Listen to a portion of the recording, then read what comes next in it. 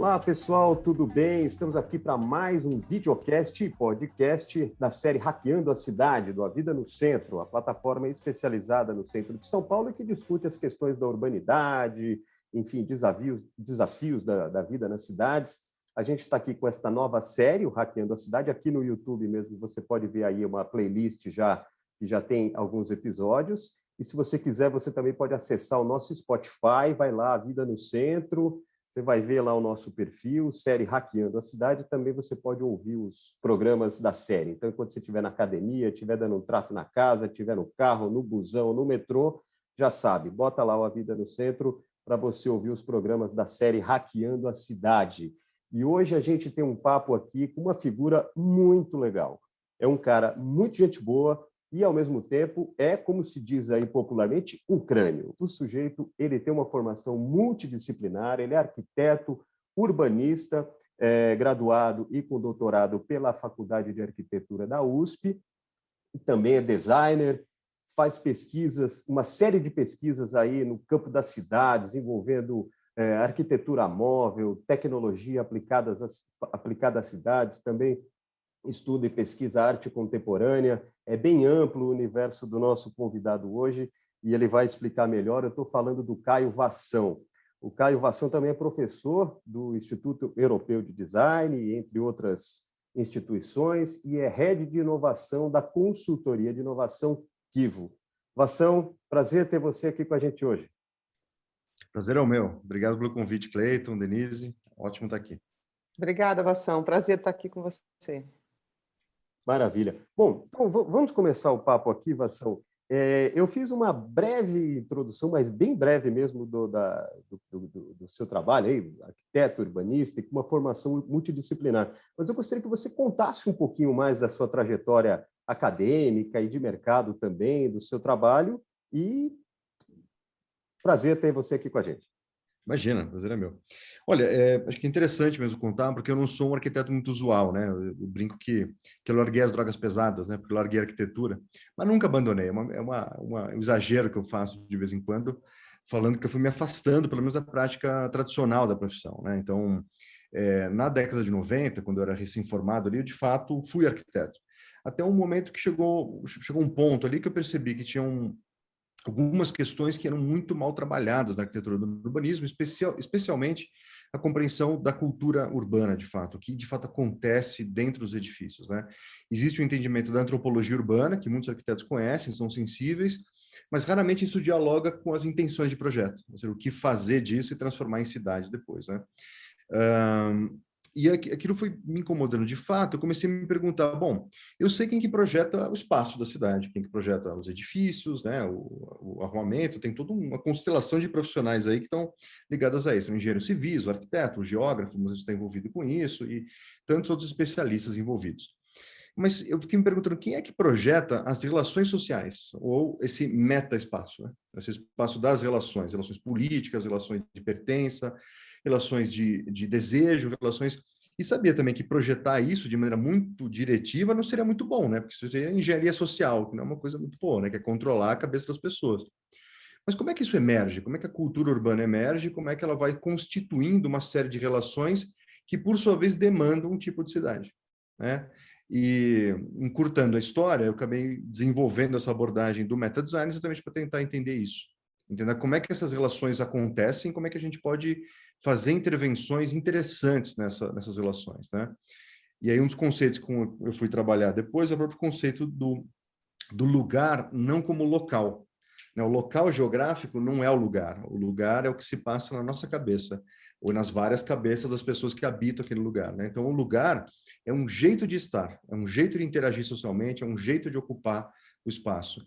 E o espaço deve servir a isso, né? As edificações, o espaço urbano deve servir às intenções de interação social que a gente tem. Então, como é que a gente inverte um pouco o jogo, né? Não é que a cidade, boa parte do meu questionamento tem a ver com isso, né? E a maneira que eu trabalho em muitas consultorias diferentes tem a ver com isso, entender como é que a cidade não é um teatro, não é um palco onde os atores sociais, né, os cidadãos vão lá desempenhar uma peça. Na verdade, é um processo mais orgânico, mais sobreposto. E aí a consequência que isso teve, para minha surpresa, quando eu comecei a ponderar muito sobre isso, é que a demanda para o meu trabalho, há uns 10, 12 anos atrás, começou a ser não no setor de arquitetura e urbanismo, foi na cultura organizacional das empresas que tentavam inovar. Então, foi um pouco surpreendente para mim, eu sabia que essa aplicação era possível, né? No design de serviço, no design de interação, especialmente no ciclo de inovação, mas eu não achei que fosse tão rápido, né? Então, a partir de 2009, 2010, já tinha muita demanda por aí. E eu estou nessa desde então, e há pouco tempo o ciclo se fecha, né? Uns 5 anos para cá, eu comecei a me envolver cada vez mais com projetos de caráter urbano, arquitetônico, voltando a questionar essa nossa construção da cidade, essa construção coletiva da cidade. É muito interessante como você vai... O seu percurso ele é cheio de curvas, atalhos, enfim, ele vai se misturando, né? Então, eu te pergunto, como é que o design... Você já falou rapidamente, mas como é que o design se insere no seu trabalho? E aproveitando, o que é design? Ah, ótimo. Bom, tem duas maneiras de entender a palavra design. Uma é qualquer forma de projeto, né? E aí estaria não só o design, como a gente aceita hoje em dia, especialmente nos países que não falam inglês, usam a palavra design de maneira mais específica, né? A gente fala design como design gráfico, design de produto, design de vestuário, design de utensílios, de veículos e por aí vai. Mas no sentido mais amplo, a palavra design quer dizer projeto, né? Então, poderíamos incluir aí o urbanista, o arquiteto, o engenheiro, não só engenheiro civil, também engenheiro mecânico, engenheiro industrial, engenheiro químico. Então, são projetistas, né? Gente que projeta coisas.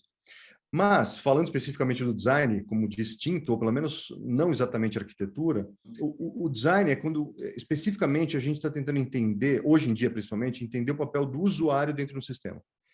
Como é que esse usuário participa do sistema e como é que a gente atende a ele? Isso é uma coisa bastante consolidada hoje em dia, que, por incrível que pareça, não é a abordagem tradicional da arquitetura, né? O arquiteto, tradicionalmente, ele cria um tipo de cidadão na cabeça, acho que é esse tipo de gente que vai ocupar esse edifício que eu vou projetar. E projeta o edifício a partir daquela imaginação dele.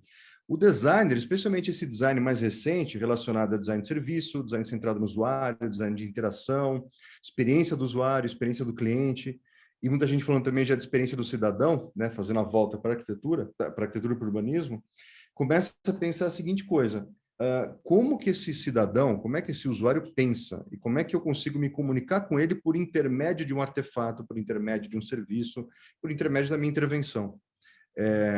E eu me considero bastante ligado a esse meio, inclusive desde meados da década de 2000 eu estou bastante envolvido com o ensino dessa abordagem de design que a gente chama de design centrado no usuário, né? E praticando isso nas consultorias.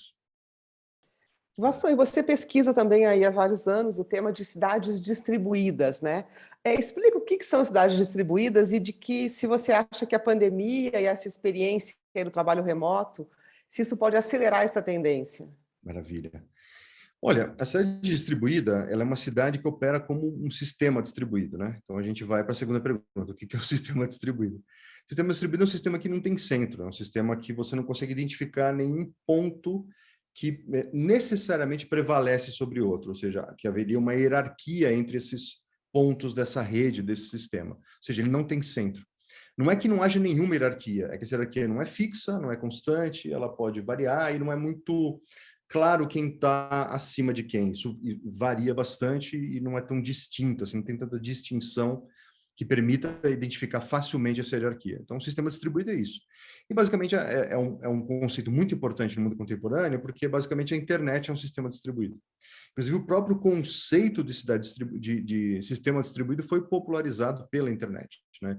Então, todo mundo fala sobre isso hoje em dia porque a gente está aqui agora na internet, então a gente sabe vivencialmente o que é um sistema distribuído. O que seria a cidade distribuída? Seria uma cidade que a gente percebe a mesma qualidade de ausência de um centro bem definido.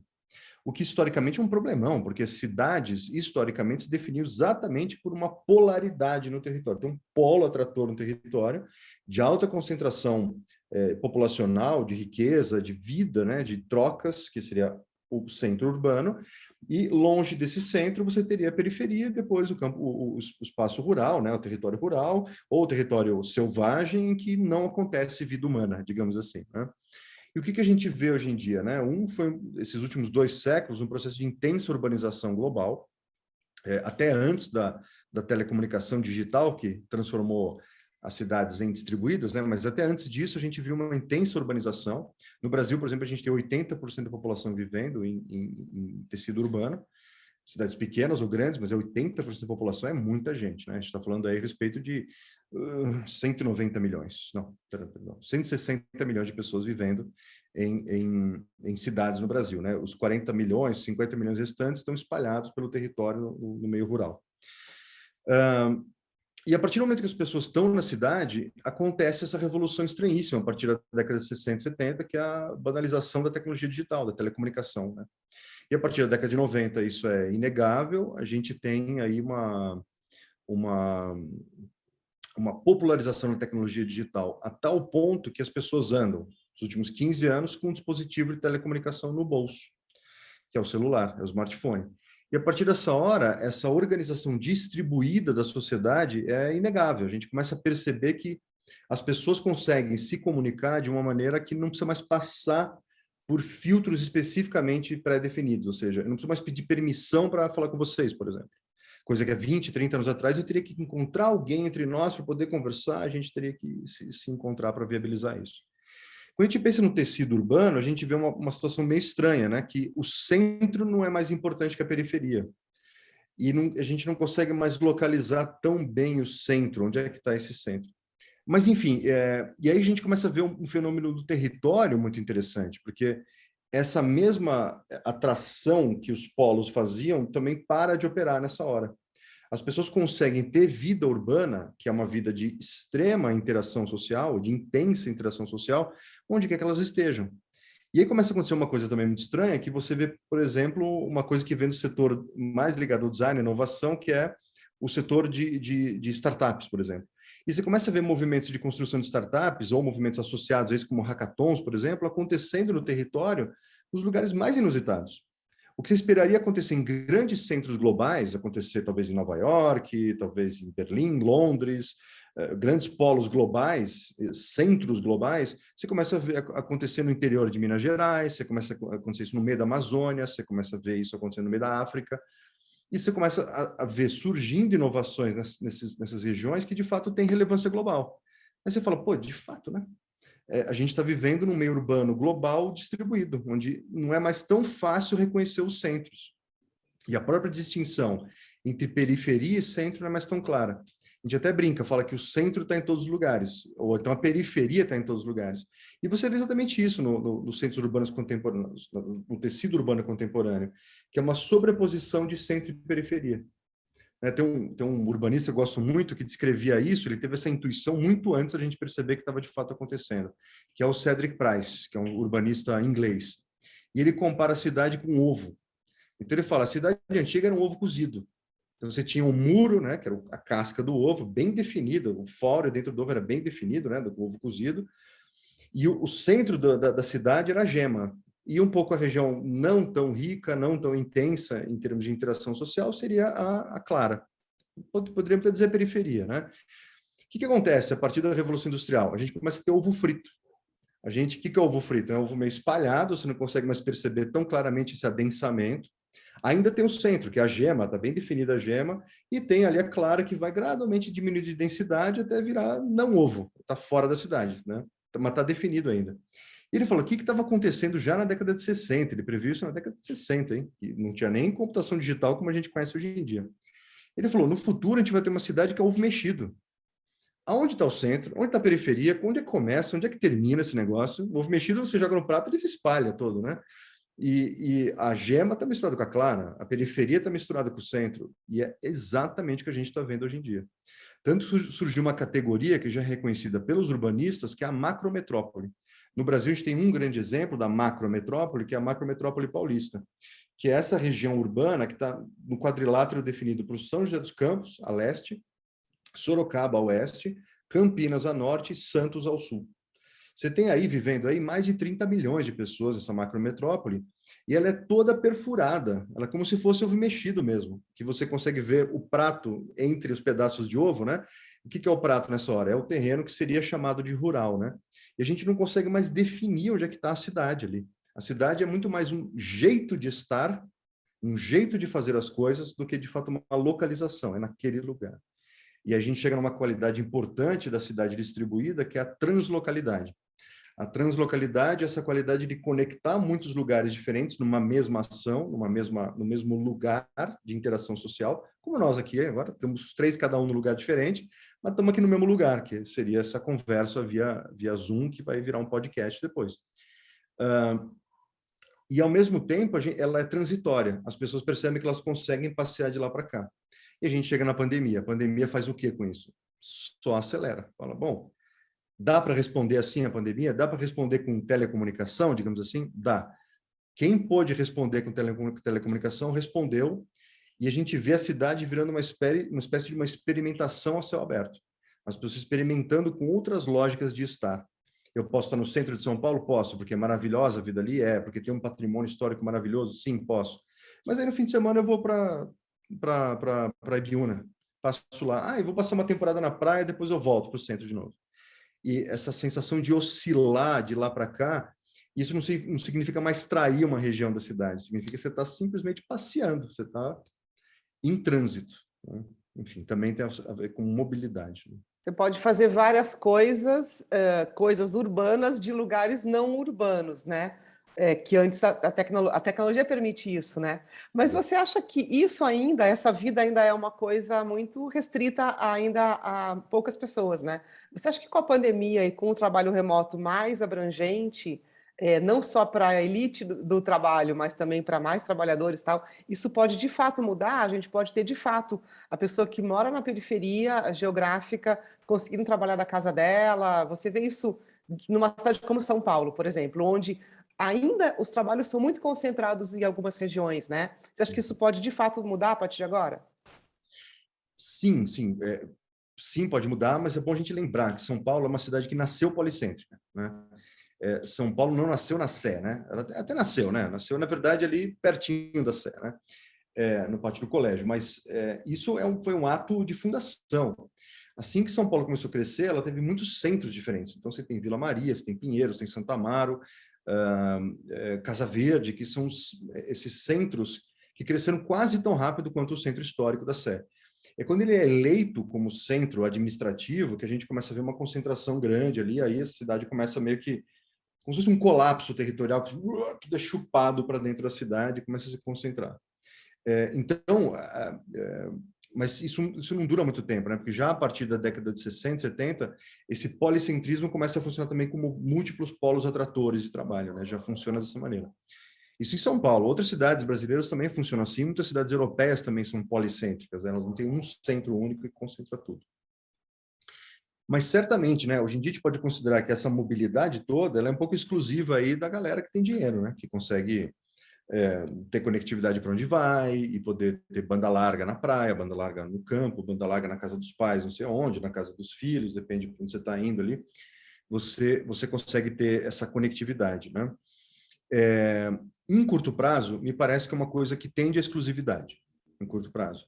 Mas o que acontece? Da mesma maneira que celular era uma coisa exclusiva há 20 anos atrás, e hoje em dia ele está na mão de qualquer adulto brasileiro, e praticamente qualquer adulto em qualquer lugar do mundo, você tem acesso ao celular em regiões do mundo que você não tem acesso à água limpa. É uma coisa muito estranha e paradoxal, mas é verdade. Por quê? Porque é muito barato. Tecnologia digital tende a custar nada. Tudo que a gente paga para a tecnologia digital é muito mais pagando pelos serviços associados a ela do que por ela. Porque o hardware em si tende a custar muito baixo.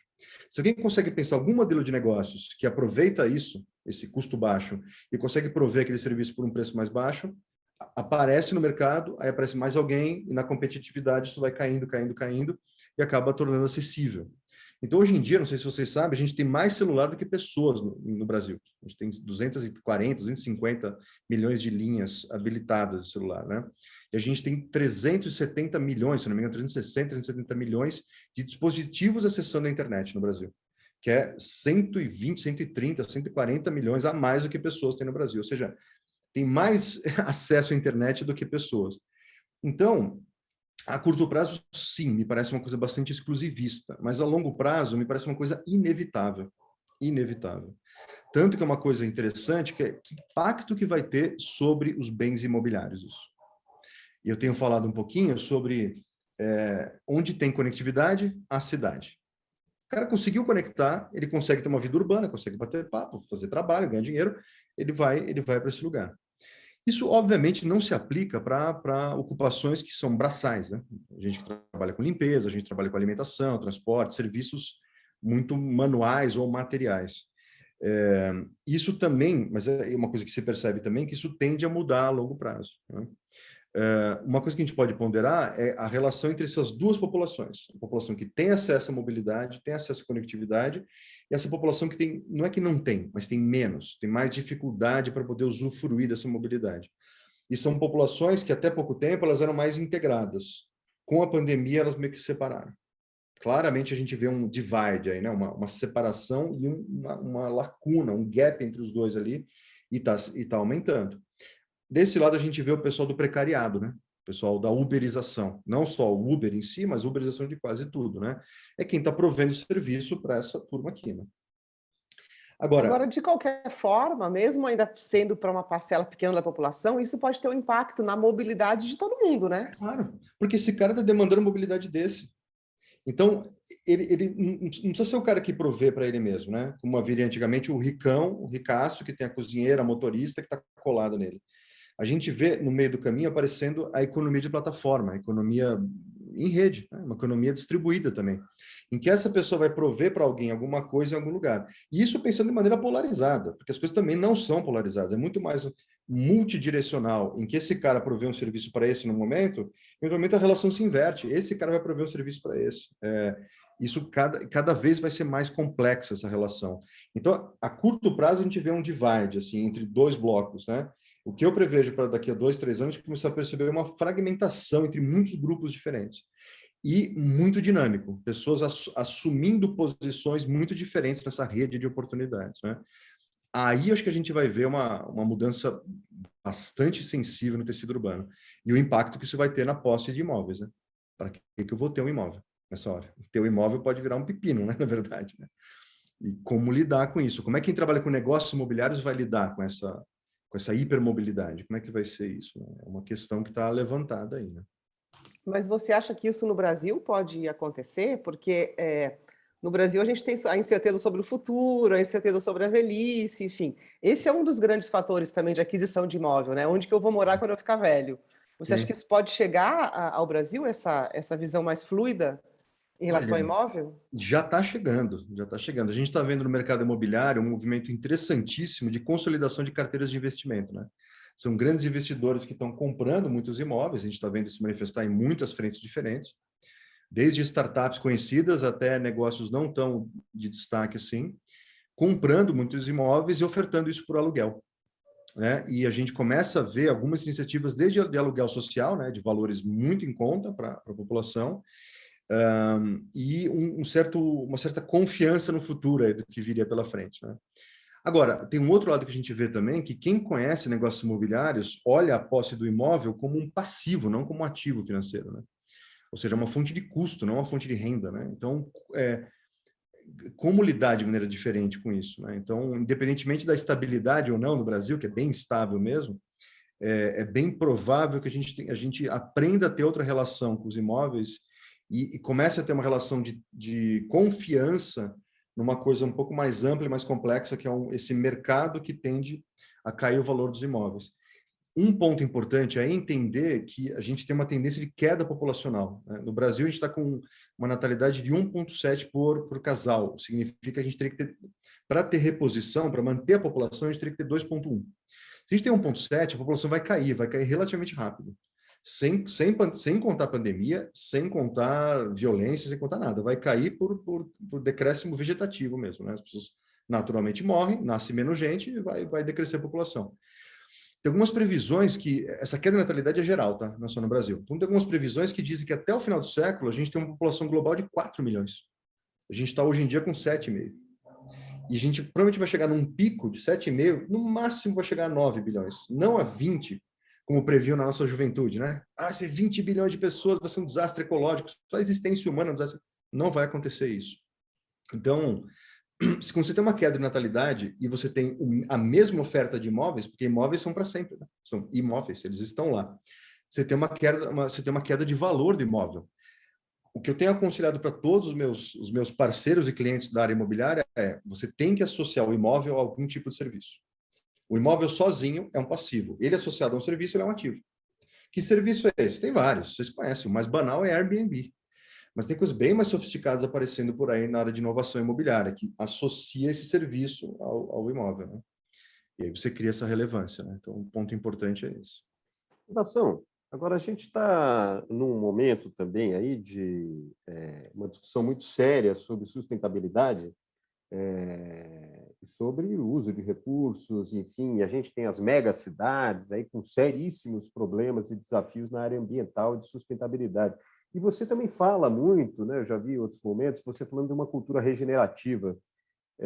Você pode explicar um pouquinho o que seriam cidades regenerativas? Como é que é esse conceito? É aplicável? Como é que você vê essa questão? Interessante isso. É interessante entender o que se entende por regenerabilidade hoje em dia, né? Tem várias interpretações, é uma palavra muito polissêmica, né? Tem muitos significados, mas basicamente significa você deixa o ecossistema melhor do que ele estava antes. Enquanto sustentável, você mantém a coisa, você consegue manter aquele processo. Vamos tornar as cidades mais sustentáveis. Tem a ver com o quê? Vamos tentar manter como elas estão, mas com o mínimo impacto possível. Vamos reduzir esse impacto, mas manter como está. A regeneração é quando você pondera assim, o que eu posso mudar nesse sistema? Talvez uma mudança até fundamental, radical, de ir na raiz mesmo, né?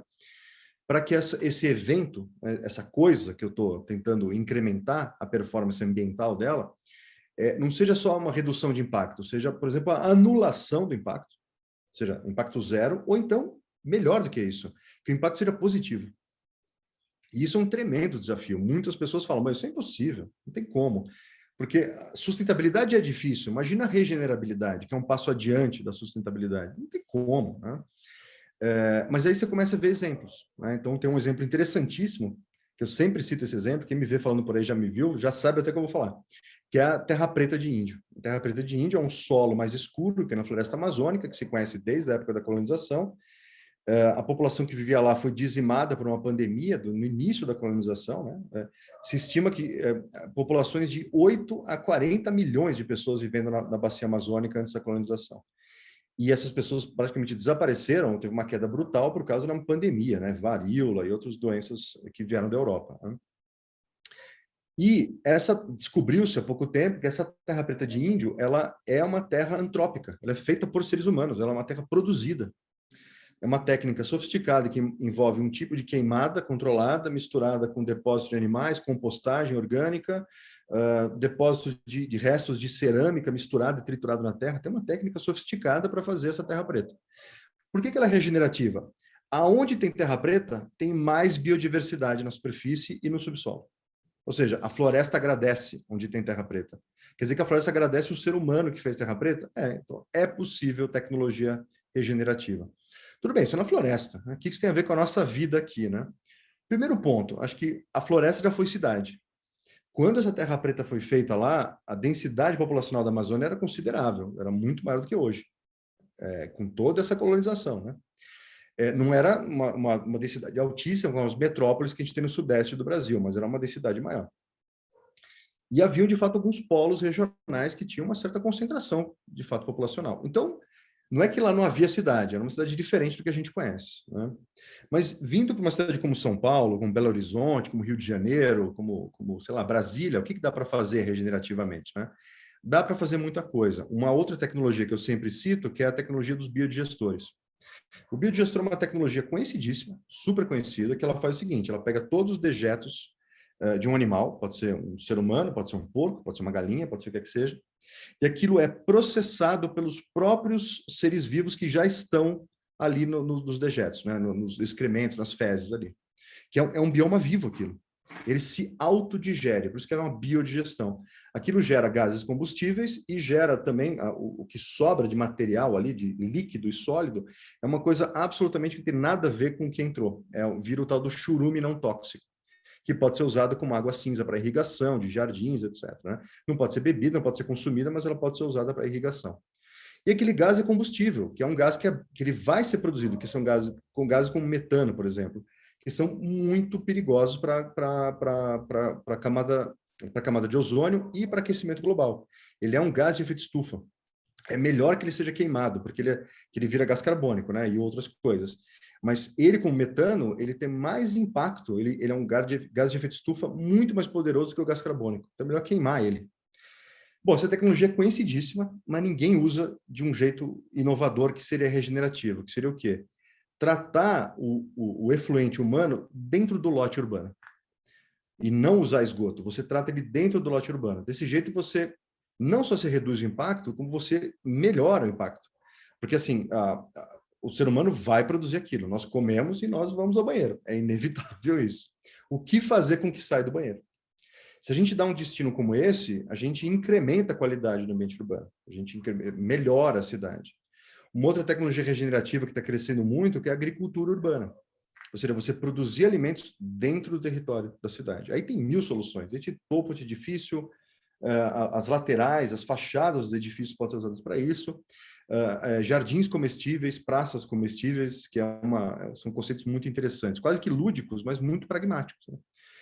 Eu mesmo me envolvi com um projeto de agroflorestas urbanas por um grande grupo de varejo, há uns 8 anos atrás, que a ideia era que o que fosse vendido na loja daquele grupo de varejo fosse produzido no próprio lote da loja.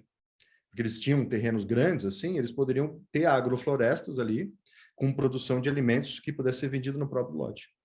Ou seja, isso melhora o ambiente urbano, né? E melhora o subsolo, recupera o subsolo, que está muito poluído para a nossa presença, né? A gente pode recuperar. Então, isso é possível. E isso poderia ser feito de uma maneira assim, em pequena escala, começando pequenininho, mas ele teria a possibilidade de ser um programa mais amplo numa cidade como São Paulo, por exemplo? Olha, ótima pergunta, Cleiton, porque a chave para a escalabilidade não está nem na tecnologia, está no jeito que a gente faz o design de serviço. Como é que a gente organiza essas tecnologias e inovações como provenimento de serviços urbanos. Então, dá para fazer em pequena escala? Dá. Você pode fazer um jardim dentro da sua casa, você pode fazer no canteiro da rua, tem gente fazendo já isso por aí. Mas se você quiser escalar, para poder escalar, você tem que organizar isso. Você tem que organizar isso socialmente, né? E não é só ter voluntários engajados com a pauta e com essa causa, vamos fazer agricultura urbana. Você tem que organizar isso de uma maneira que as pessoas consigam sobreviver fazendo aquilo, né? E aí a gente tem cogitado, algumas pessoas com as quais eu trabalho têm cogitado a possibilidade de um serviço urbano que trabalhe com essa jardinagem comestível na cidade. Por que não? Isso poderia ser. Um exemplo interessante de um serviço que teria uma relação com isso é uma iniciativa de Belém, que chama Belo Ciclo, que é uma iniciativa que é fazer compostagem urbana em lotes inativos, que a gente chama coloquialmente de terreno baldio, né? Pega lá o lote inativo e faz um processo de compostagem, coletando de toda a região em torno daquele lote o lixo orgânico, que pode ser processado ali como compostagem. E eles estavam exatamente desenhando esse serviço para ele poder ser escalado. Porque quando você tem uma solução organizacional, você consegue replicar aquilo. Enquanto você está operando na lógica do voluntariado, da boa vontade, você não consegue escalar. Isso é um problema. Você tem que transformar aquilo numa coisa que haja um ciclo econômico envolvido ali. Não só no sentido da lucratividade, no sentido de ter rentabilidade para quem está envolvido com aquilo e que seja um trabalho remunerado, um trabalho que, enfim, seja sustentável do ponto de vista econômico e social também. E a chave é design centrado no usuário, isso que eu queria falar. E um exemplo disso, né, eu acho que podem ser os jardins de chuva que tem no centro de São Paulo. Não sei se você conhece o projeto. Que funciona assim, né? Exatamente assim, captando a água suja da chuva e aqueles nutrientes, aquilo que é poluição para a gente, é nutriente para a planta, e, enfim, um mini reservatório. É isso, né? São iniciativas desse tipo que você acha que tem que se multiplicar? Pode ser, e muitas outras, né, Denise? Tem uma variedade de iniciativas regenerativas muito grande, né? Mas muita gente fala de soluções baseadas na natureza, né? Em que você... a natureza é vista como uma parte importante, né? Os seres vivos é uma parte importante daquela solução. É diferente das soluções tradicionais, em que a maior parte da solução era uma coisa inativa, inerte, que eram equipamentos, né, de grande porte, como o próprio esgoto, né? O que é o sistema de esgoto? O sistema de saneamento básico nas grandes cidades globais, né? Você pega na Europa inteira, é sempre do mesmo jeito. É um sistema de grandes manilhas, grandes tubulações subterrâneas que funcionam por gravidade. E tudo que está vivo ali deteriora com uma grande velocidade porque não tem como sobreviver de um modo saudável. Ou seja, a gente desconsiderando os seres vivos que participam da nossa vida urbana, a gente piora a qualidade de vida deles e nossa. Se a gente considera eles e traz para perto e incorpora nessas soluções, a gente incrementa a qualidade nossa e deles ao mesmo tempo. E aí tem jardins de chuva, evapotranspiração, jardins comestíveis e muitas das interligações possíveis entre eles, né? Muita coisa pode ser feita integrada. É uma certa... colocar a natureza de volta na vida urbana, né? De uma certa maneira, né? Para que separar, né? Essa mania de separar as coisas. Porque exatamente, a gente, enfim, a natureza tem uma sabedoria, né? Que a gente não soube aproveitar aí nas últimas décadas, talvez séculos, né? Nos últimos tempos, né? A gente acabou desprezando tudo isso e desconectando as coisas, né? E eu acho que isso que você está falando, Vassão, tem muito a ver aí com a ideia de ancestralidade, né? Eu acho que está uma discussão muito interessante acontecendo, então eu gostaria de te perguntar um pouco sobre como é que você está vendo essa questão de ancestralidade, o que seria de fato, e como isso se conecta, ou se isso se conecta, com toda essa emergência da periferia, tanto na cultura, na arte, na questão social, que tem muitos saberes aí, ancestrais que estão sendo resgatados. Como é que você vê essa questão? Eu acho que uma chave para entender esse resgate é a chave do pensamento complexo, da teoria da complexidade. É muito interessante, né? Que é... eu vou dar um exemplo bem pragmático, né? Quando você começa a urbanização de São Paulo, São Paulo começa nos morros e depois desce para a várzea. No Rio, ao contrário, começou na Baixada e depois subiu no morro, né? Nos dois lugares, o que veio depois tende a ser ocupado pela população de mais baixa renda ou vulnerável. No Rio, você vê as favelas no morro, em São Paulo, você vê as favelas na várzea ou na Baixada, né? Ou depois de uma época, né? Isso mudou muito em São Paulo, porque o adensamento foi crescendo muito rapidamente. A gente viu o uso das várzeas controladas por sistemas de eclusas e represas virar bairros famosos, como Jardins, por exemplo. Só que aquilo fica na beira de um rio que inunda todo o verão. Ponto. O Rio Tietê e o Rio Pinheiros inundam, porque eles são rios de várzea, eles vão inundar. O que se tentou fazer? Construir um sistema de represas e eclusas, controlar essa vazão durante o verão para manter aquilo seco durante o verão. Durou um certo tempo, funcionou, mas muita década de 70 e 80. Vocês devem lembrar, foi nessa época que começou a aparecer muita enchente no Rio Pinheiros, no Rio Tietê. O que aconteceu, né?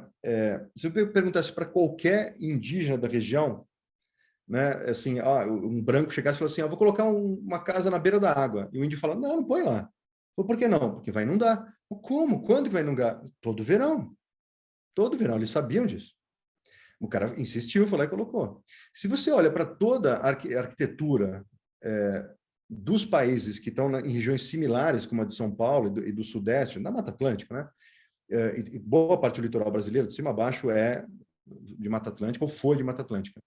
Você vai encontrar uma arquitetura que ela é suspensa do solo, quase como uma palafita, distribuída, ela é espalhada, assim, ela não é uma coisa muito concentrada, e pouquíssima alvenaria, porque é uma maneira mais fácil de construir essa região, e é um tipo de arquitetura reciclável, você consegue reciclar esse material.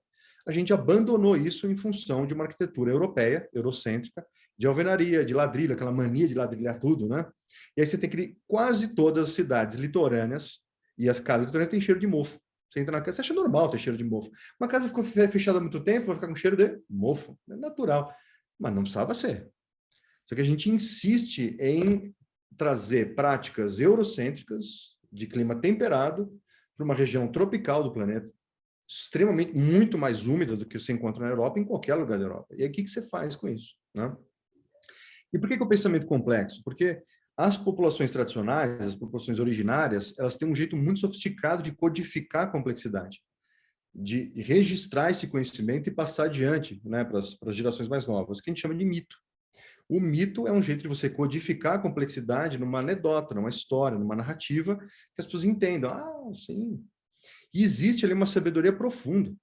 E uma coisa interessante que você observa nas culturas que a gente chama de tribais, outros chamam de nômades, outros chamam de selvagens, chame do que você quiser, que basicamente é uma outra cultura, e é uma cultura que durante séculos foi vista como inferior à cultura europeia, eurocêntrica. A gente sabe que ela, em alguns aspectos, ela é mais sofisticada.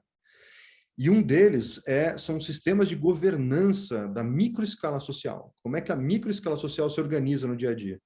Tem uma série de antropólogos que estudam isso e o que se descobriu foi que existem técnicas de organização da coletividade a partir de técnicas emergentes, a partir dos debates coletivos que acontecem ali no dia a dia, emerge uma decisão coletiva que, de fato, vai ser implementada.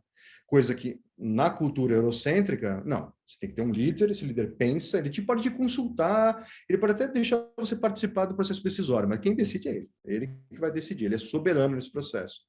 Enquanto essas sociedades olham para o líder, olham para o cacique, né, muito mais como uma espécie de diplomata, é um cara que pode ajudar a gente a pensar, mas ele não manda em ninguém. Ele ajuda a pensar, ele ajuda a discutir, ajuda a bater papo. Aquilo que a gente chamaria numa cultura contemporânea, também de design, de facilitador. Ele é muito mais um facilitador. E a gente está aprendendo com esse pessoal como é que a gente organiza essa escala da comunidade para poder fazer coisas muito mais incríveis. Um outro aspecto interessante dessas culturas é que elas têm uma intuição de como lidar com a natureza muito mais sofisticada do que a nossa. Saiu há pouco tempo uma pesquisa interessantíssima que analisa o bioma global, né? E também os antromas, né? O bioma é aquilo que seria as regiões biológicas, né? O antroma é aquilo que tem a ver com os seres humanos, a intervenção humana, de antropos, né? Do homem, né? E como é que a humanidade teve impacto sobre esse ecossistema planetário. E descobriram uma coisa muito interessante. Havia uma crença contemporânea muito estranha que toda intervenção humana era ruim. Lembra a história da terra preta do índio, né? Não tem como ter regeneração. Imagina, é impossível, essa é uma crença, né? Toda intervenção humana é negativa. E aí foram analisar as intervenções, as regiões, e descobriram uma coisa muito interessante. Na maior parte dos casos, a intervenção humana é benéfica para o ambiente. Ela incrementa a biodiversidade. Na maior parte dos casos históricos, os últimos 12 mil anos, hein? Não é brincadeira o escopo desse estudo. Imagina a quantidade de dados que esses caras levantaram para chegar nessa conclusão. O problema são os últimos 100 anos, né? Exato. Os últimos 200, na verdade, Denise. A Revolução Industrial para cá, ferrou. O que mudou, né? Acho que é meio óbvio, né? Quase todo industrial, no começo do século XIX, tinha culpa, porque ele via a devastação que ele estava fazendo. Ele falava, mas está errado. Até a hora que surgiu um movimento filosófico, que é o positivismo, falou assim, tá tudo certo, pode fazer. É isso que você precisa fazer. A gente se enganou, né? A gente não podia ter feito isso, né? A indústria é a grande fonte de riqueza no mundo hoje. É a indústria que permitiu que crianças não morram, não tenham natalidade, a mortalidade infantil que a gente conhece. Ou seja, que muitos países sofreram durante séculos com isso. A indústria resolveu isso. É que a indústria não precisava ter acontecido como aconteceu. E a gente está falando muito sobre isso, né? Uma era pós-industrial não é uma era anti-industrial. É uma era em que a indústria aprende com essas outras sabedorias a entrar em simbiose com o planeta. Ou seja, nós somos industriais, vamos admitir, né? Nós três aqui, boa parte dos nossos telespectadores aqui são filhos da era industrial. Como é que a gente supera isso? A gente não supera negando a indústria, a gente supera convidando a indústria a entrar em simbiose. E aí tem todas essas soluções regenerativas para poder viabilizar isso, né? Ivação, um outro tema que também é muito caro a você estuda muito e está sempre muito ligado, é sobre cidades inteligentes, né? E esse tema, a expressão Smart Cities, né, ela ficou muito associada à tecnologia, né? Principalmente muitas críticas de que isso serviria um pretexto para as empresas de tecnologia venderem tecnologia para as cidades. O que é cidade inteligente e qual a sua visão sobre esse tema? Ih, rapaz, aí você está numa área... uma área complexa, mas interessante, né? Eu mesmo participei de uma iniciativa muito importante que aconteceu nos últimos 2 anos, que foi a construção colaborativa da Carta Brasileira das Cidades Inteligentes. Foi uma iniciativa do Ministério do Desenvolvimento Regional, né, do Corpo Técnico, relacionado à Agência Alemã de Cooperação, mais o Ministério de Ciência, Tecnologia e Inovações e o Ministério do Meio Ambiente também. E o que surgiu ali foi uma visão muito inovadora sobre cidades inteligentes, né? E hoje em dia é o texto de referência. Eu recomendo aí quem está escutando o podcast olhar o documento. Ele foi publicado no final no final de 2020. Final do século XX, né? Não, é agora. Esse tempo de pandemia parece que está longe, né? Então, eu estou falando do século XIX, foi agora, né? Faz 6 meses que ele foi publicado, um pouco mais, finalzinho do ano de 2020. E ele já é o documento referência sobre cidades inteligentes no Brasil, né? É bem interessante, teve um movimento de mais de 500 especialistas no país todo, gente de fora do país participou também, tá? É bem interessante. E tem algumas características que surgiram lá, né, que foram consolidadas ali, já haviam sendo discutidas, mas ali foram consolidadas. Uma delas é conectividade digital como direito. De fato, né, é um aspecto tecnológico, mas para a pessoa poder exercer cidadania hoje em dia, ela tem que ter acesso à internet. Né? É um direito do cidadão. Como é que a gente faz para prover isso? Outra coisa que surgiu lá, é muito importante que hajam governanças de dados que permitam transparência na gestão desses dados. Então, se a corporação quer participar da governança urbana, ela que faça isso de maneira transparente e vai ter espaço para ela ter a rentabilidade dela, vai ter espaço para o cidadão encontrar o espaço de uma cidadania justa, legítima, né? Tem espaço para isso. Mas é interessante, né? Eu gosto de definir a cidade inteligente em alguns níveis, né? O primeiro nível e é muito popular essa definição, a cidade inteligente ela é o provenimento de serviços integrados digitalmente. Então, desde os aplicativos de celular até o sistema de automação para monitoramento e controle de tráfego na cidade, monitoramento e controle enfim, de criminalidade, de eventualidades urbanas, enfim, né? E a integração disso de mil maneiras diferentes, de centrais de monitoramento e controle até sistemas de gestão transparente que a própria população tem acesso, né? Num segundo nível, a gente precisa entender que o grande movimento relacionado às cidades inteligentes está relacionado a isso que você falou um pouquinho agora há pouco, Cleiton, que fala-se muito da relação entre o IoT, a internet das coisas, e a cidade inteligente. Tem uma metáfora que eu uso bastante que explica bem isso. Imagina que o IoT, esses pequenos dispositivos que vão se multiplicar enormemente nos próximos anos, como se fossem sementes digitais que você asperge, espalha pela cidade. E o que brota dali? Informação. Muita informação. Sobre o quê? Sobre tudo e todos. O que fazer com essa informação? Então, é como se a cidade estivesse virando uma plantação de dados. Você semeia IoT e brota dados. E dados é o conjunto, né, de utilização dos dados, hoje em dia o maior setor econômico do planeta. Não sei se vocês sabem disso. Né? Ele já superou vários setores inteiros. É uma coisa monstruosa o tamanho disso. Por quê? Porque esse é o setor que tem mais valor agregado. A gente consegue, pela informação, interferir em qualquer outro setor econômico. Então, a gente consegue atuar de maneira estratégica em outros setores. Então, é muito importante ter consciência disso. E agora, no nível mais profundo, é uma transformação de hábitos e costumes. Né? Ou seja, toda vez que você começa a utilizar a tecnologia digital, você começa a perceber que você faz gestão de pessoal na sua empresa, organização de maneira diferente. Você organiza o seu dia a dia de maneira diferente. Você se relaciona com seus filhos e familiares e pais e parentes de maneira diferente. Você se mobiliza pela cidade, você anda pela cidade de maneira diferente. Essas mudanças todas isoladas não querem dizer muita coisa. Você começa a olhar para essas transformações profundas do comportamento humano nos últimos 10 ou 15 anos, é uma coisa sem precedentes na história. E a pandemia só acelerou isso. Ou seja, a cidade inteligente também pode ser vista aí como um convite a uma mudança social, cultural, política, de governança tão profunda que a gente está começando a entender o que vem pela frente.